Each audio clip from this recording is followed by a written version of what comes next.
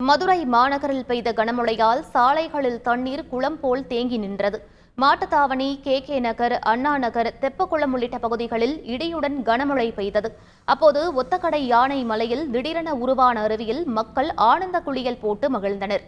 Kamarajar சாலையிலிருந்து Ganesh theatre signal சந்திப்பு வரை மழைநீர் குளம் போல் தேங்கி நின்றதால் வாகன ஓட்டிகள் கடும் அவதியடைந்தனர்.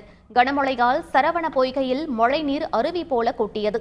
இதனிடையே மதுரை மாவட்டம் முழுவதும் நேற்று ஒரே நாளில் 21 சென்டிமீட்டர் மழை பதிவாகியுள்ளது. இதேபோல மாவட்டம் முழுவதும் சராசரியாக 9.74 மில்லிமீட்டர் மழை பதிவாகியுள்ளது.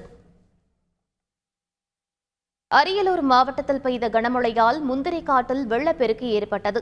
அங்கு செந்துறை, ஜெயங்கொண்டம், திருமானூர் உள்ளிட்ட பகுதிகளில் கடந்த சில நாட்களாக விட்டுவிட்டு கோடை மழை பெய்து வருகிறது.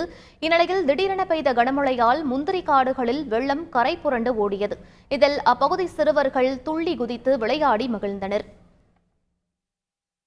புதுக்கோட்டை மாவட்டம் விராலிமலை சுற்றுவட்டார பகுதிகளில் பெய்த கனமழையால் சாலைகளில் மழைநீர் ஆறு போல் பெருக்கெடுத்து ஓடியது. இலுப்பூர் மற்றும் அதன் சுற்றுவட்டார பகுதிகளில் கடந்த சில நாட்களாக கோடை வெயில் வாட்டி வதைத்து வந்த நிலையில் மாலையில் சுமார் 1 மணி நேரத்திற்கு மேலாக கனமழை கொட்டி தீர்த்தது. சாலைகளில் தண்ணீர் குளம் போல் தேங்கி நின்றதால் வாகன ஓட்டிகள் கடும் அவதிக்கு உள்ளாகினர். செய்திகளை உடனுக்குடன் தெரிந்து கொள்ள உடனே சப்ஸ்கிரைப் பண்ணுங்க.